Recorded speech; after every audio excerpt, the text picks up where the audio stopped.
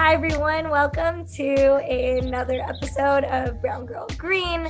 I'm Christy Drutman, and I interview environmental leaders and advocates about the importance of justice, equity, diversity, and inclusion, as well as creative solutions to the climate crisis.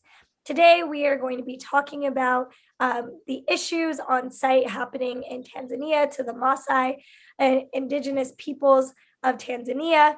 We're going to be meeting with the folks from A Growing Culture who are going to set the scene for us to basically talk about what is currently happening on the ground that is placing the Maasai at risk for eviction and displacement from their land. And we are going to learn more about how A Growing Culture is supporting those efforts. So I would love to have our guests from A Growing Culture introduce themselves. And to get started. My name is Lauren Cardelli. I'm the founder of A Growing Culture. We at A Growing Culture, we work with peasant and indigenous communities around the world who are on the front lines of the struggles for seed, land, and food sovereignty. And with that, we really work in three ways. It's based in storytelling and narrative change, because we believe that we all have to be involved in combating systemic change. And a lot of these systems of oppression are held up by false narratives and belief systems. We think the power of story is one of the most important ways to cut through and inspire people for collective action. And so with our storytelling platforms, we work in three different ways. There's the stories we tell, the stories our partners tell, stories the media tells. And how we do that is we have like a media house. We do communications, content creation, videography, articles, where we're confronting these false narratives and illuminating the injustices of a food system that's designed to oppress. And then we work with our partners in coalition campaigns and capacity building workshops to support them in the stories that they can tell, building up their communications and narrative capacity so that they can reach larger audiences and communicate the realities of what it means to be a community on the front lines of food system change. And then finally, we work with press and media, kind of like a PR firm, where we connect international, local news to peasant and indigenous perspectives, and vice versa. Amazing. And could you explain a little bit more about what brought you to your work specifically with the Maasai in Tanzania? So Samuel was connected to us by some friends, Nick and Chris Lunch, and their organization Insight Share out of Oxford, which works with doing participatory video workshops, really trying to break the narrative around how communities' stories and struggles are told. So often you have whiteness permeating, or affluent communities coming in to create a narrative, and there's a power imbalance in that recognition. It becomes voyeurism, or the Ken Burns model of here is the Maasai dealing with this issue, when we know that what should be happening is a different narrative, which is we are the Maasai and this is our story. And Samuel has been in the front lines of that community, really reclaiming their own narrative, and using activism and media production to tell that story and get it across the world. And so we were introduced to Samuel maybe 6 or 7 years, and have stayed in touch since then. Have done some projects with him, visited his community, and have worked with them on this issue for a while now. Amazing. And, this episode is mostly focused on the issue around conservation in Tanzania, and that the reality is that the conservation movement actually happening there is in turn actually displacing the Maasai people. And so I would love if you could kind of set the stage for us before we get into conversation with Samuel about what is happening on the ground there. People are saying that, we need to protect these lands, but it's like for whom? And the story that, I've read on A Growing Culture's Instagram is that actually the conservation movement that has been happening there has been actively displacing the Maasai Indigenous people. So could you kind of educate the audience more about that context? I would love to kind of zoom out a little bit and talk about the issue from more of a bird's eye point of view, and allow for some of the details to actually come from Samuel, because he knows them best. And I think he's going to take the audience on an incredible journey of detail. But to understand the context that this is happening in is so often conservation and green technology or climate change agendas are used to facilitate the same capitalistic and destructive behaviors that these concepts are supposed to have eradicated or solved for. And I think that's the damage, right? Years ago in Samuel's community, there was an ecotourism company coming in that was involved in this land grab and displacing. I mean, this is ecotourism, right? And this is a community that says we support and work with the Maasai. It was Thompson Safari out of Boston. Far too often we are seeing how this kind of greenwashing this exploitation and how we've created systems that have allowed for that to happen, right? How is, in the name of conservation, these communities being pushed out and displaced? And I think that's so important to understand and to value as audiences when we look at these things and these narratives. What are we paying attention to, right? Are we paying attention to the humanness and to like, and what is, in where are we centering in the struggle? Like what we should be pushing for is indigenous self-determination and sovereignty, right?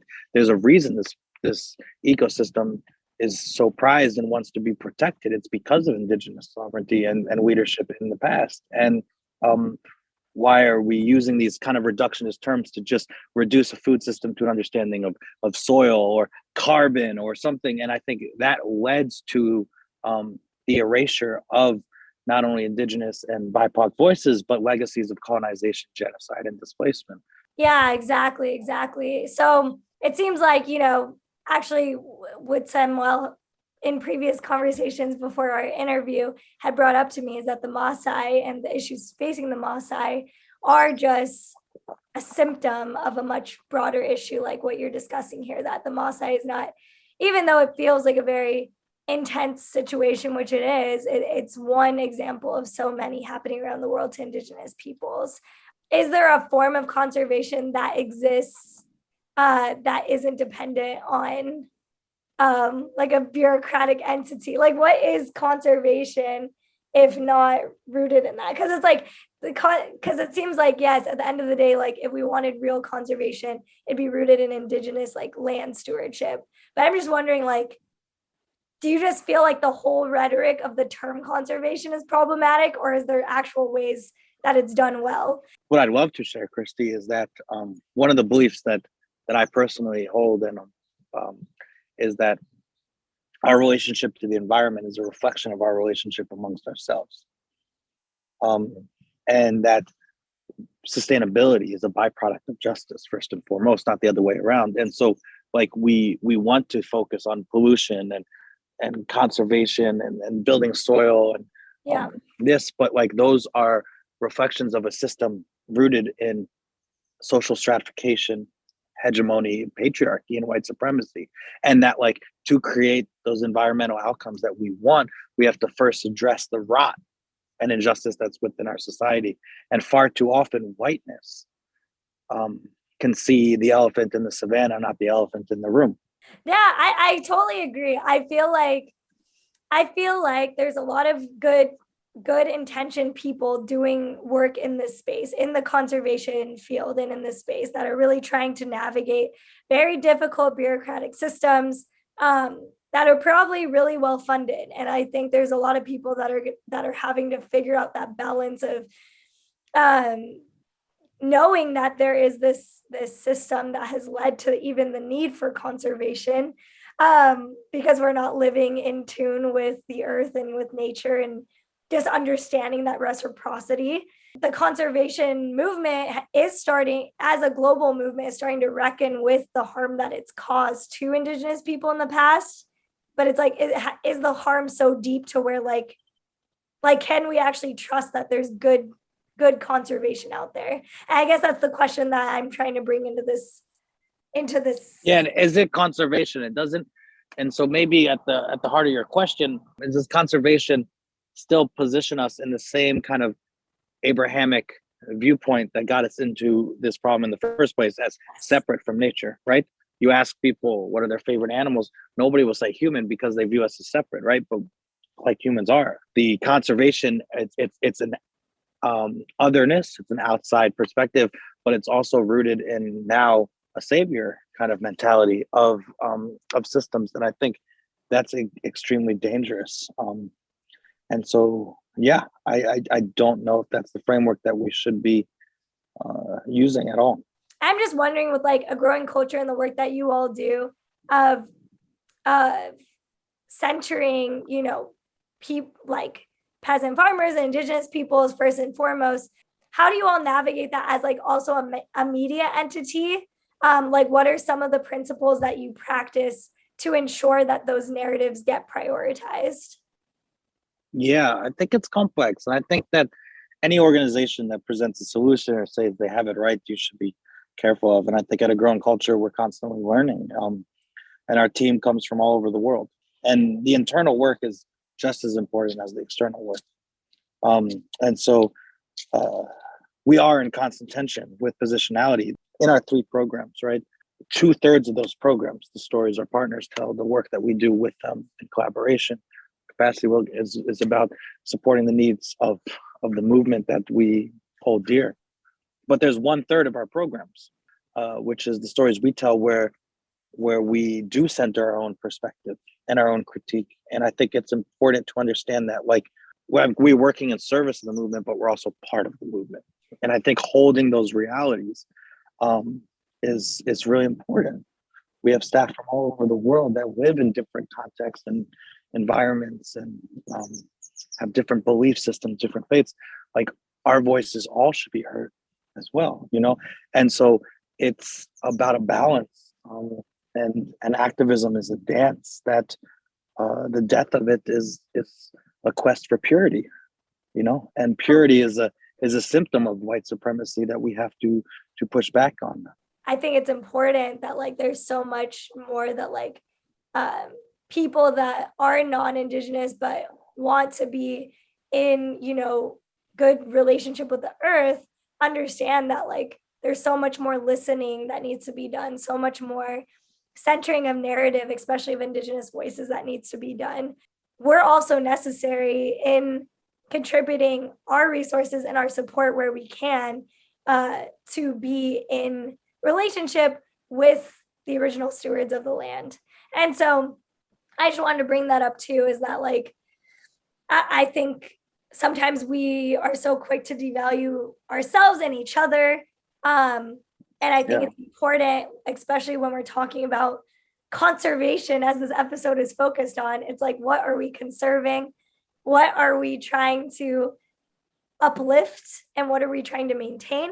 And are those systems of extraction or are those systems of reciprocity? And I that's where I really want to begin this episode as we go into this interview with Samuel. And I wanted to know if there's anything else you wanted to offer as part of the context around Tanzania or the Maasai that you wanted to offer before we go into the next part of the segment. I think I would ask people to give their hearts and souls and time to listen to such perspectives of Samuel's and others, you know, search for it, ask questions, and ultimately, like, you know, look at ways that we each uphold these systems and are complicit in their existence. And it's not something to foster guilt, but to create action from it. Thank you so much for joining. And now we are going to go into the next segment where we'll be actually interviewing Samuel, who's from the Maasai in Tanzania, to learn more about his perspective of the fight that is happening on the ground there for their land. So hi everyone, welcome to our segment on Brown Girl Green, where we're going to be talking about the issues around conservation and the relationship with Indigenous peoples around the world, specifically observing this case study happening in Tanzania with the Maasai. And we have a guest today who's actually from the Maasai tribe in Tanzania, who's going to be talking to us more about the issues that he is witnessing on the ground around the conservation movement happening there in Africa. And so I would love for you, Samuel, to introduce yourself and tell us more about the Maasai and the lands that you come from. Thank you very much. My name's Samuel Nangiria, and I come from Maasai community. in northern Tanzania, in a place called Ngorongoro. I know most of you might have heard about Ngorongoro Serengeti because these are globally renowned wildlife sanctuaries or protected areas in Tanzania. And I am here sharing some issues and experiences we've been going through as a group, as an indigenous community here in Tanzania, and various struggles of resistance we've put forward trying to defend our rights, the rights of Mother Earth, and the rights of everyone whom we share the environment with. We, the Maasai community, we belong to the indigenous family, and we protect, we take care, we conserve our environment for the sake of our own economic, social, and cultural benefits. Our livelihood is pastoralism. We keep cows, sheep, and goats. And it has been like a challenge for us because all the politicians, researchers, are talking about livestock is a form of livelihood which is destroying environment. So we've been like hit by these tragedies. But on the contrary, the areas we live are very well protected. We have wildlife all across. We share everything. We share water. We share, harmony. We share happiness. We share grass. We share salt. This is, they talk on papers, but what is happening on the ground is completely different from what the researchers, and particularly from West, are talking about.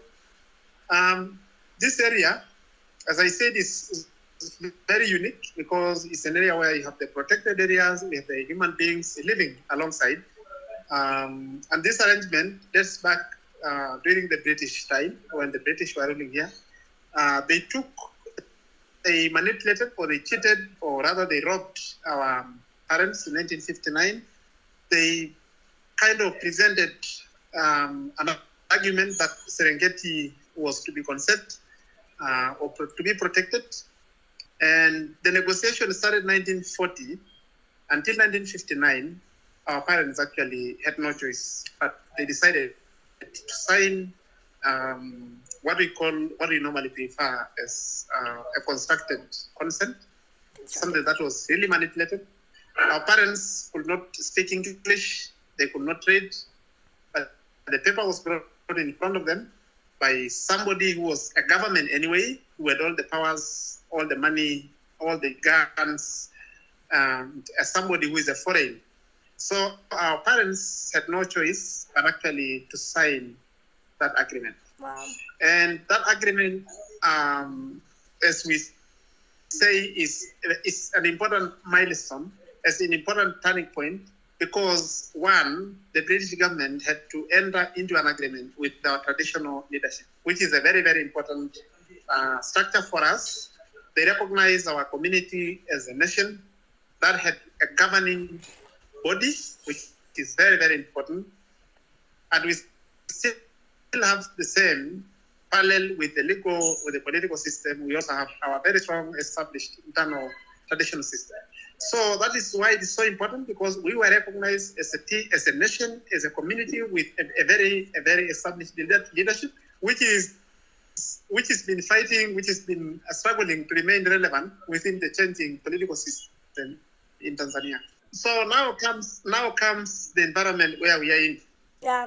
The British developed all the legal documents, called them laws, called them policies, called them strategies. And when our country became independent, that was 1961, the government inherited all the legacy of colonial government.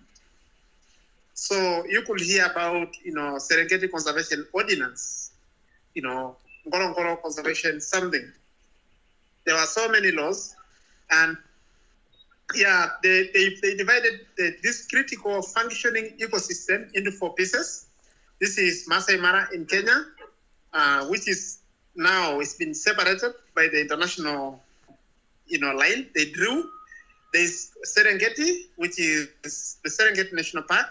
Yeah. And then we have the Ngorongoro Conservation Area. And then we have Loliondo Game Control Area.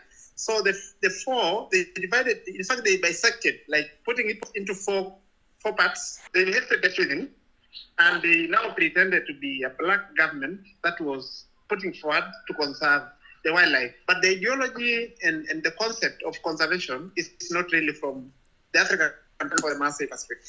So we found ourselves in partitions. We've been partitioned. This area that it was our homeland, but was divided into four areas. This is Ngorongoro, Serengeti, Maasai Mara, and Loliondo. The wildlife, the so-called migratory, system of the wildlife rotating, they do not know that it has been divided. They rotate from Maasai Mara to Loliondo to Ngorongoro to Serengeti all along. Every year, they yeah. They move like this. So this movement was there for the British. It was there. We were actually part and parcel of that migration, because when the wild beasts come for calving in Tanzania, the Maasai normally boycott the lowlands. They go to the highlands. Mm-hmm. And when they finish calving, when they go back to Maasai Mara, the Maasai now come down to the lowland. And this arrangement has been like that for centuries and centuries and centuries. They're basically like stopping your normal pastoral way of life. Yeah. Exactly. Yeah, they utilize and that is how everything functions in the ecosystem. It's not only wildlife, even livestock we used to rotate, the rivers, the streams, Yeah. That is how we are. We've been part and parcel of that, that natural movement, that natural migration. Yeah. And now, after the so-called Western, the Yellowstone conservation ideology came into the then we started having problems. One is because they parceled, they put into pieces the area. Two, the four areas have different laws. Every piece of land has a different law. Wow. But this is a functioning ecosystem. It's an ecosystem that functions in its entirety. Wow. Now, in the eastern part, which is Loliondo, which is where I come from, this is where we have the so-called game control area, Loliondo game control area. It's an area where we are allowed to live, but the government regulate and control the game. In Ngorongoro is where we are allowed to live, but the government control everything, including land, land ownership, benefits, control, grazing, control tourism, control everything. So the Maasai are just there to, they have no role, but they were original inhabitants. But in the Serengeti National Park, this is 14,036 kilometers square. Is like a no-go zone. Nobody was there. It's completely for game. It's completely for tourists. It's completely for investors. Wow. So the two areas that we live is where we are now told you have to live. And this is the only remaining part we have to live. Then we have to cross the border to go to Kenya, which is also impossible because they put the line, they divided it, and our brothers and sisters are on the other side. We are here. But now it's impossible to, from the citizen perspective, if you go to Kenya, you're a foreigner, you are, a citizen of another country that is not recognized in Kenya. So now the pull and push we have around now is that the government wants us to leave the two remaining. So that way they can. So that way they can just make the whole region a conservation area. So exactly. And now that we were actually to defend it, but even now that we have to defend it because our parents signed, they gave it for free. A 14,000 kilometer, 14,000 is not a small. Yeah. This is like another country in Europe. This is really big. Yeah. They signed it for free, and we left, and we decided to use the other side. But now the government says no. The wildlife are here, and we have to, review the laws so that it can be out of this land completely. Wow. And it will be, for conservation and investment. Wow. Through researchers, through the funding, through the money, through their investors coming to do business in here, the West is still having a lot of influence in this region. So you could talk about Fauna and Flora International, talk about IUCN, International Union for Conservation of Nature, talk about UNESCO, talk about, UN Environment, talk about anyone, talk about individuals like Franco Zoological Society from Germany. All these people, are dishing money. Talk about WWF. They're putting money and influencing the government on how these areas should be. Wow. And just to show that this area, for instance, Ngorongoro alone, is so many international statuses. It's been awarded several names. We have no idea who is deciding. Yeah, I was just gonna say, it seems like these nonprofits or organizations too, in the conservation field, it sounds like they're basically supporting ecotourism or supporting the conservation of these areas, but not acknowledging the Maasai. And like, is that what's happening? I was just wondering because you brought up WWF and UNESCO. Like, what is their role in this? Like, how are they making the problem worse? I guess. The thing is, these guys understand very well that we are the right owners of this land. Yeah. And for them, all the strategies has been always to expel, to move the Maasai out of this area. Because the more they stay, the more they get to understand their rights, and the more it becomes difficult in the future. And now, with the archive of narratives from 1950, even 1940, when the Germans were here, they really started developing body of narratives that has strategically exported. So it was a body of narratives from the experts, from the researchers, commissioned by very credible institutions, scholarly kind of researchers. So there's a full of, big archive of narratives. And this completely from the Maasai, how they perceive conservation, for instance. What does conservation mean to us? Maybe how do you be part of this process of conserving these areas? It has always been like, no, we have to get money to big people, to separate Maasai from their homeland. Yeah. Could you talk more about like how they're trying to force the Maasai out? Because obviously you're on the ground. You're an activist trying to fight against this. What are the strategies that the government and people are trying to do to try to make you all leave your land? What are they doing, and how are you fighting back against it? They use so many different tools to get us out. One is the fact that they have not engaged us in anything about the narratives. So if anyone goes to the internet and talk about Ngorongoro, what you see is completely a set of vision from the West. You don't get, unless they use our images for marketing purposes, but not for saying anything about the image. So that is one area that they have really done it for quite a long time, and they are very sure that they have completely erased our connection so strategically. And secondly, is they use the political system, they use the parliament, they use the council, assemblies to pass regulation, to pass bylaws, to pass the laws, to act the laws that prohibit, the Maasai from using different. In our areas, you could hear, like, we have this big land, but within that big land, there are some areas called critical areas.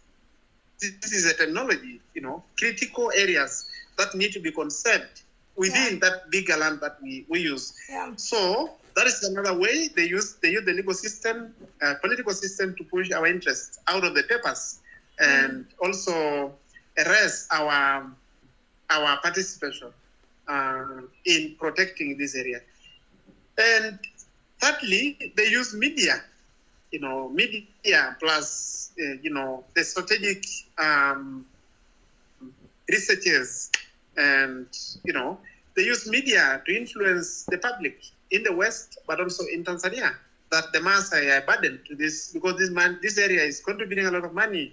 We get a lot of money from this area because of tourists. So the Maasai should get out so that this area can benefit more sustainably all the Tanzanian citizens, because this is an area for national interest. Yeah, I was going to say something that you had brought up to me when we were doing like our pre-interview previously was just that they were, they're offering people by buying them out, like giving them a lot of money to like get homes in other places. Could you talk a little bit about that too? I'm saying another way is actually money, specifically generated from these areas, there are several ways of, like for instance now, there's something called a voluntary moving out of the area. And if you say I am moving, they will pay you money, they will give you a house somewhere, or they will construct you a house, or they will give you money to go for your own and look for somewhere. So now poor people who have been squeezed, who have been really pressed, and they're so poor, many of them will run to that because they have established the scheme, kind of a fund to pay for anyone who is willing, who is voluntarily living, and you have to sign a personal agreement that I will never, not even my children, not my,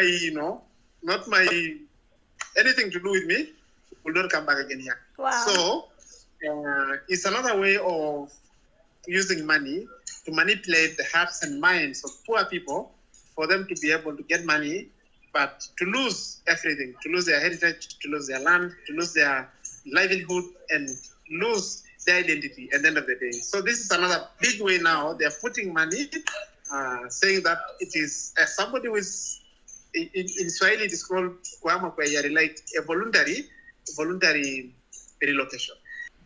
Yeah, so this is another way where people are told to voluntarily leave the area and they'll be compensated, or they'll be paying money to go because this area is so valuable, it's for the interest of this station, and people have to vacate.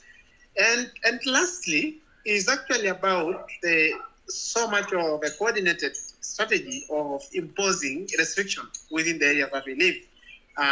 In Ngorongoro, for instance, you cannot access the forest highland, you cannot access the crater, you cannot access, some of the rivers in the name of these are critical areas in the area. So you are like squeezed to use only what is available, within your surrounding.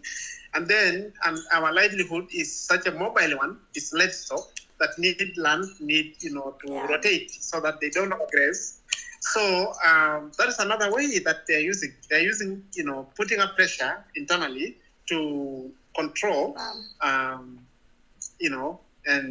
block the uses of different areas within the area, so that in the name of critical areas that need to be conserved, and they are really using a lot of money, employing police to ensure that people are not allowed to move. How are people that are not taking the money, like yourself and other people, how are you trying to fight back against that? I would love if you could talk about the video project that you're doing with the young people in your tribe, and just other ways that you're trying to resist this. Yeah, as I said, this is a long shot because we are building the capacity as a way of responding to this body of narratives that has been built. Yeah. So much of walls and source of narratives, and we say instead of complaining, we can start. It's too late, but it's much better than nothing. So we established a video collective, and we trained on a methodology called participatory video, PV. You can actually see it in the internet. It's a very empowering tool. It's a social technology. That is, you don't need to go to secondary school, you don't need to go to college. You just need to master the skills of, filming and being able to process the products, being able to do the, cutting.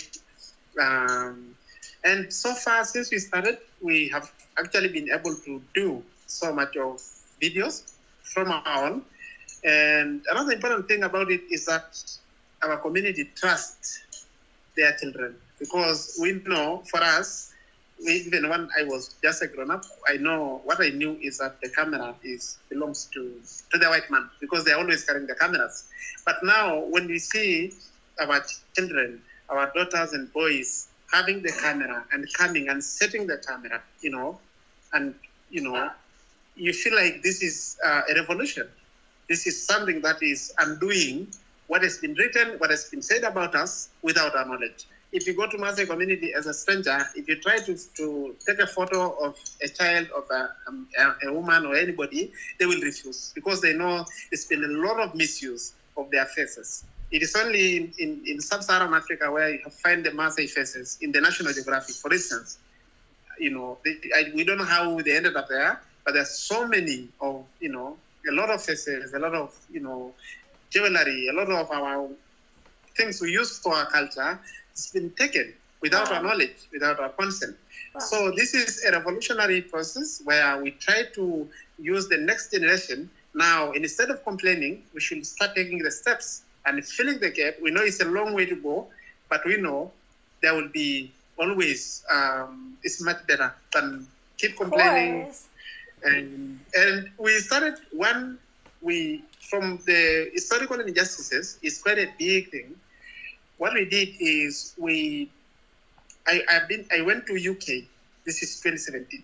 I was invited to attend a meeting with other Indigenous leaders from 3 continents, and we were talking about climate change.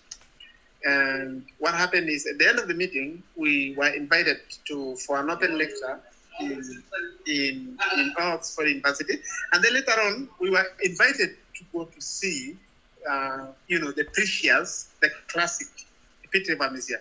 This is a museum within the Oxford University, and I went there as a tourist. They wanted us to appreciate how much of an accumulation of things from all over the world, all the communities, white and black and green. And so what happened is I saw when I was passing through this temperature regulated, corridors within the museum, I found some artifacts from my community. Wow. And sadly, there's thousands of them, but I was very much interested with 5 of them, because in our community, we have artifacts. We have jewelry that is meant for decoration, and we have jewelries or artifacts that are sacred, that are spiritual, that are so much connected to our. And I found 4 of them where one is inheritance for the boys. Another one is for marriage system, or traditional marriage system. You have to have something. And another one is for the babies, and another one. So I told them, no, I cannot tolerate. I have to say something. I'm so glad that I've been brought here as a tourist, but unfortunately, I turned up, here. Like, bye, no. I came here, my That's mood, so my heart messed has up. been changed completely. Of course. I'm so sorry. Because I know, these things, another one is 180 years, another one is 100 years, another one 80 years. I told them, no, I cannot tolerate. Good. I have to say something else. And I have to say something. I promise you I'll follow up. So this is how we started. I'm going to send you something to do with how the participatory video actually ended up, bringing the museum to the ground. Good. Because when I came back, I used the video, the community video collected to document the reaction of the elders, the reaction of our traditional system. Wow. We found this is a photo of something I found.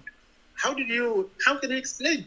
Mm-hmm. This thing cannot even be learned within the community. There's no way you can give out as a prize. Yeah. There's no way you can sell. And it was even for those years when our culture was so rich and people were like, and then they're just stealing all of it. Yeah, I sent a video to the director of the museum, and she with the management of the museum had to have a look at it. Wow. And the elders were crazy. Says, Yeah. So this is from 2007 to 17, 2018. Yeah. We went as a delegation to Oxford. So this is how now, even recently, the museum director, because we are in a serious discussion about, we have already done a lot with our spiritual system, because we have detection system in Maasai community, whom we used to detect the circumstances under which these things were taken. And we have been able to establish, plus the historical record.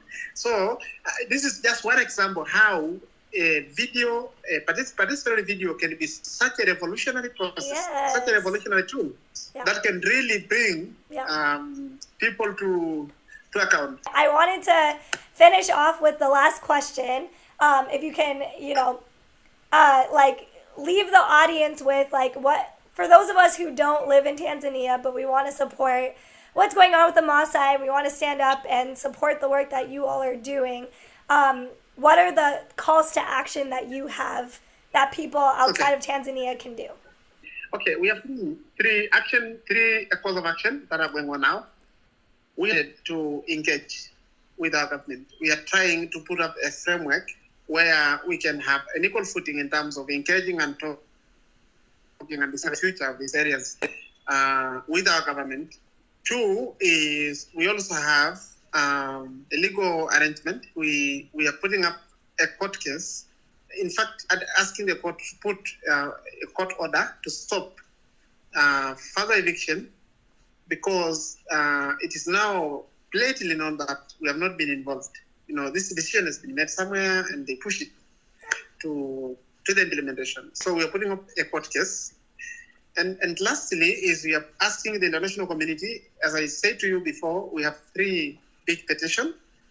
One is the general petition. We were supported by Abbas, maybe you know Abbas, which is about just general public asking the government of Tanzania not to evict the Maasai. But secondly, we have a petition that is about boycott. We are asking the tour operators, those who organize tours, to say if the Maasai will be evicted, then they won't bring the tourists here, because it's the money that they bring that is killing us. And so those are the three things. If anyone is interested, possibly through YouTube, then we can give the details. But the most important thing is you share the word. You spread the news across your networks, because the more we are, the world is such a small thing. The leaders will get messages from other people, and I'm sure they might listen. And if there is anyone who is interested, and particularly from Indigenous community, we know that we have our own ways of praying. We pray, and if anyone is interested, then you let me know, and we'll see how that is going to work. Otherwise, so far, even with this time you have taken with us, it's a great support. You're going to share. Yes. No, thank you so much. I wish we had so much more time, but those are great calls to action. We'll post the links to everything you mentioned in the episode below. And thank you so much for your time. And I want to spread the word for this all over the world. So thank you for joining us, Samuel, and keep up the amazing work that you're doing out there for the Maasai and your people. Thank you.